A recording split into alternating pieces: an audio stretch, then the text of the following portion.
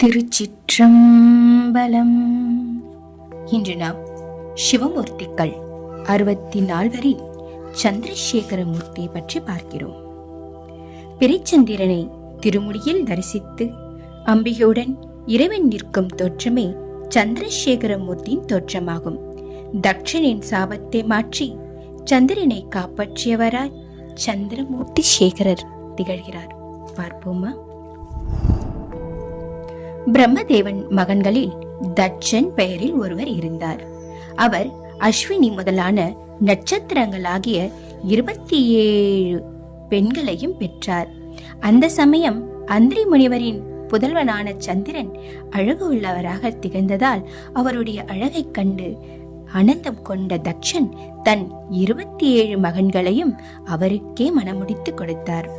திருமணம் முடிந்த ஆரம்ப காலத்தில் அனைவரிடம் அன்பு காட்டி வந்த சந்திரன் நாளடைவில் அஸ்வினி, ரோகிணி ஆகியோருடன் மட்டும் அன்பு செலுத்த தொடங்கினார்.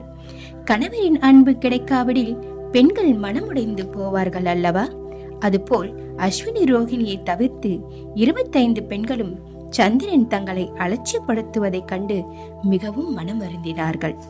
தங்களின் உள்ள குமரர்கள் எல்லாம் தந்தையான தட்சனிடம் கொட்டி தீர்த்தனர். 27 பெண்களை மனமுடித்து கொடுக்கும் போதே அவரிடம் சமமாக அன்பு காட்ட வேண்டும் என்று தான் தட்சன் சந்திரனிடம் கூறியிருந்தார். கொடுத்த வாக்கை காப்பாற்றாத சந்திரனிடம் சென்ற தட்சன், அனைவரிடம் சமமாக அன்பு காட்டுவதாக கூறிய நீ என்னுடைய 25 பெண்களை அலட்சியப்படுத்துவதாக நான் அறிந்தேன். உன்னுடைய போக்கை நீ மாற்றிக்கொள்ள வேண்டும் என்று எச்சரித்தார். தட்சனுடைய எச்சரிக்கையை சந்திரன் பொருட்படுத்தவில்லை.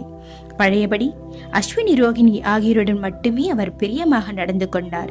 சந்திரனின் செயலால் வேதனமுடைந்த அந்த பெண்கள் மீண்டும் மீண்டும் தந்தையிடம் சென்று முறையிட்டு அழலானார்கள். அதனை கேட்ட தட்சன் கோபம் கொண்டான். ஓ, அழகு இருப்பதால் தானே அந்த சந்திரனுக்கு இவ்வளவு ஆணவம் ஏற்படுகிறது? அவனுடைய கலைகள் நாளுக்கு நாள் ஒன்றாக அழியட்டும் என்று சாபம் கொடுத்தார் தட்சன். அதன் காரணமாக தினம் ஒரு கலைகளை அவர் இழந்து கொண்டே இருந்தார். அதை கண்ட சந்திரன் தட்சனின் சாபத்தால் முற்றிலும் அழிந்து போய்விடுவோம் என்ற பயம் அவரை பற்றி கொண்டது. தேவாதிரனிடம் சென்று இதை பற்றி கூறி புலம்பினார் சந்திரன். இந்த தட்சன் பிரம்மதேவனின் மகன். அதனால் தந்தை சொல்வதை அவர் கேட்கக்கூடும். அவரை சென்று பார்ப்பாயாக என்று இந்திரன் யோசனை கூற, அதுபோல் பிரம்மனிடம் சென்ற சந்திரன், தட்சனுடைய சாபத்தால் தினந்தோறும் ஒரு கலைகளை நான் இழந்து வருகிறேன். தங்கள் தான் என்னை காப்பாற்ற வேண்டும் என்று அவரை வேண்டினார். அதனை கேட்ட பிரம்மதேவர், சந்திரனே, நீ நினைப்பது போல் என் சொல்லை கேட்கும் மகளல்ல அவன். முழுமுதற் கடவுளாகிய சிவபெருமானை நீ தஞ்சமடை, காப்பாற்றுவார். கருணாமூர்த்தியை வேண்டினால் உன் எண்ணம் ஈடேறும் என்று அவர் கூறினார். அதன்படி திரு கைலையை அடைந்த சந்திரன் நந்தி தேவருடன் அனுமதி பெற்று எம்பெருமானாகிய சிவபெருமானை கண்டார். அந்த காலகட்டத்தில் சந்திரனுடைய கலையெல்லாம் தேய்ந்து 3ஆம் பிறையாக அவர் காட்சியளித்தார். சிவபெருமானின் தரிசித்தும் கிடைத்ததும் சாஷ்டாகமாக அவருடைய திருவடிகளில் விழுந்து பணிந்த சந்திரன், ஐயனே, தட்சனின் சாபம் காரணமாக மிக வேகமாக என்னுடைய கலைகளை இழந்து வருகிறேன். முற்றிலும் நான் அழிந்து போய்விடுவேனோ என்ற அச்சம் என்னை சஞ்சலப்படுத்துகிறது. நான் செய்த தவறுகளை எல்லாம் பொறுத்து என்னை காப்பாற்ற வேண்டும் என்று அவன் கேட்டினான்.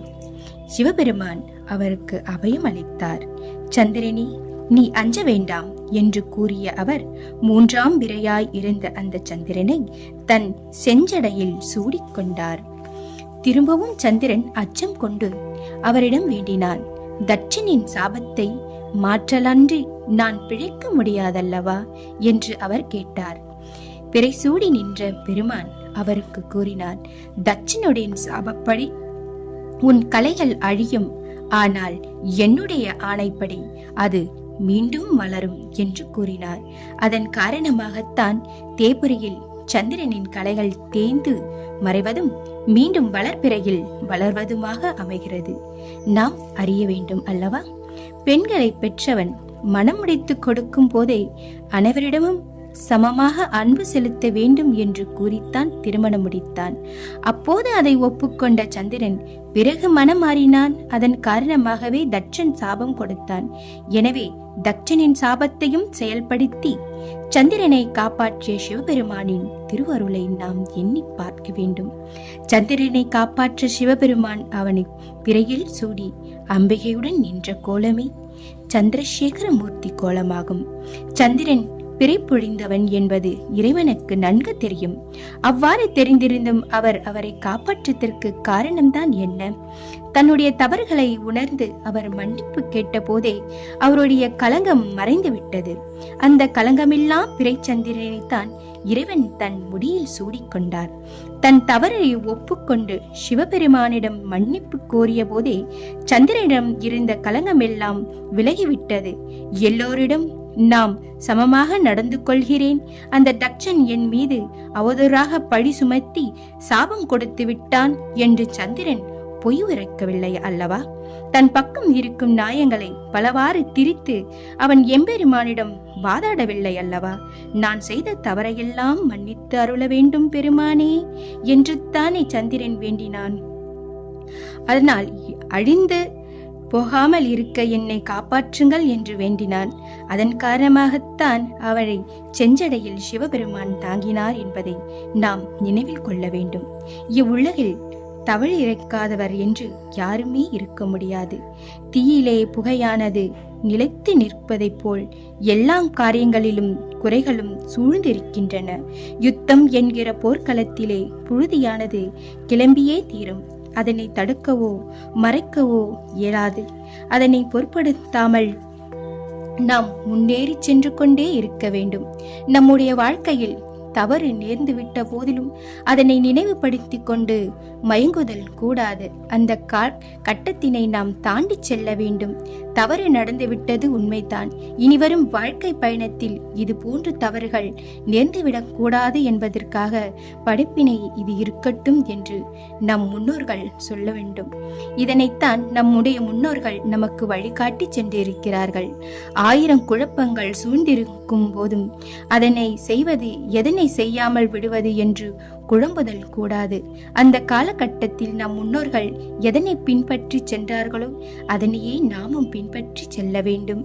எனவே குற்றம் குறைகளை இறைவனிடம் ஒப்படைத்துவிட்டு வாழ்க்கை பயணத்தை நடத்தினால் சந்திரனை தலையில் தாங்கி காப்பாற்றியவர் போல் நம்மையும் சிவபெருமான் உறுதியாக காப்பாற்றுவார்.